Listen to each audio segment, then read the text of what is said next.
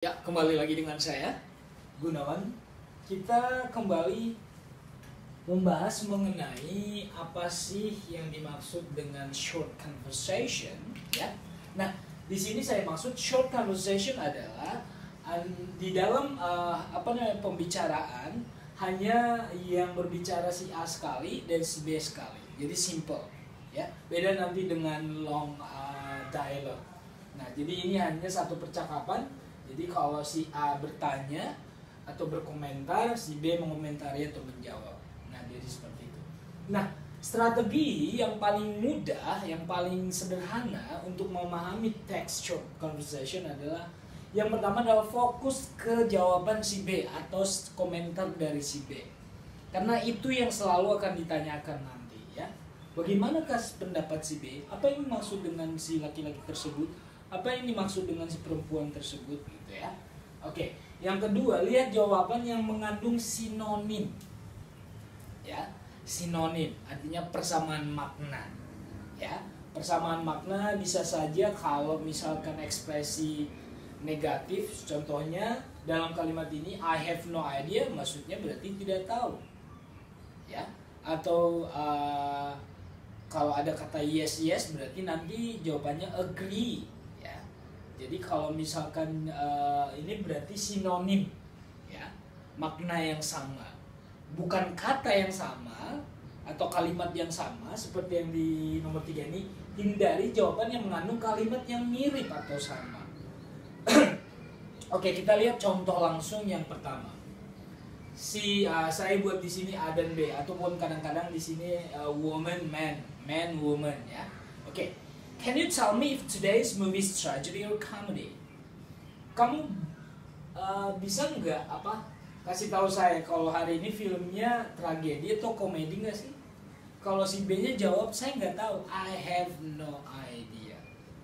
I have no idea di sini maksudnya adalah berarti kita ini dulu pertanyaannya biasanya what does be mean atau imply.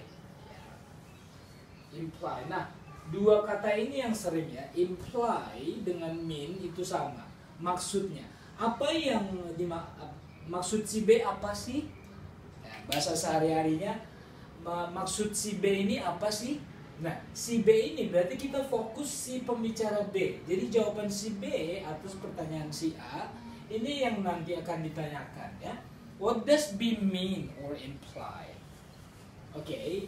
He knows about comedy. Lihat di sini, hindari jawaban yang mengandung kalimat atau kata yang sama, ya, atau mirip. Lihat di sini. Meskipun kita di sini nggak tahu persis artinya, kadang-kadang vocabulary atau kosakata kita kurang, nggak tahu maksudnya apa sih tadi terjemahannya si A. Jadi jangan karena kita mendengarnya ada komedi, ini nih jawabannya karena di sini ada komedi. No. Hindari jawaban yang mengandung kalimat atau kata yang mirip. Oke, di sini juga ada tragedy. Today's movie is tragedy. Film hari ini adalah tentang tragedi. Jangan karena kamu mendengarnya tadi tragedi, ini jawabannya. No, hindari jawaban yang mengandung kalimat yang mirip. Ya, he has strong idea about it. Padahal kata idea ini di sini ada no-nya, no idea. Berarti tidak ada ide, maksudnya tidak tahu. Ekspresi ini adalah ekspresi sehari-hari, ya. Saya nggak punya ide kalau diterjemahkan kata per kata, tapi maksudnya adalah I don't know. Ya, jadi yang jawaban yang mengandung sinonim berarti no idea, berarti doesn't know. Jadi ini jawabannya, ya. Jadi jawaban yang benar adalah D. He doesn't know. I have no idea. Ini sering saya lakukan dulu ketika saya goblok berbahasa Inggris. Jadi saya hanya melihat ketika diajarkan clue-nya strategi seperti ini, ya ternyata berhasil gitu. Nah, jadi jangan ragu untuk mengikuti tes TOEFL.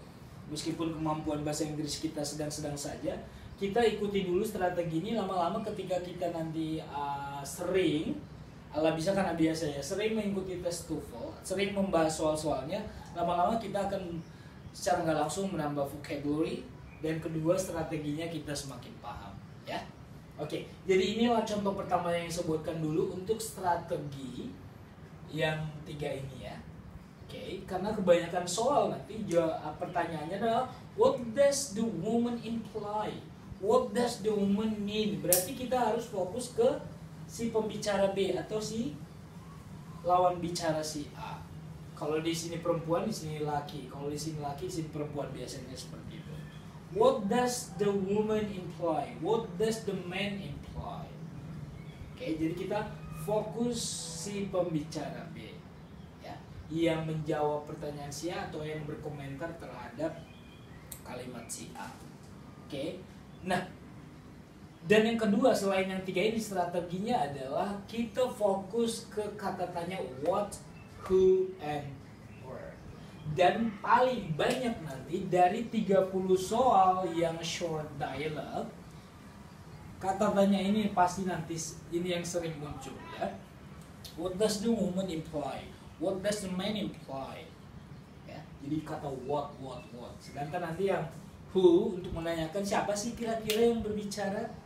Kalau where itu di mana sih kemungkinan percakapan itu terjadi. Nah, ya, 3 kata tanya ini nanti muncul di short dialogue. Oke, demikian dulu penjelasan saya mengenai strategi untuk menjawab short conversation di listening skills untuk tes TOEFL.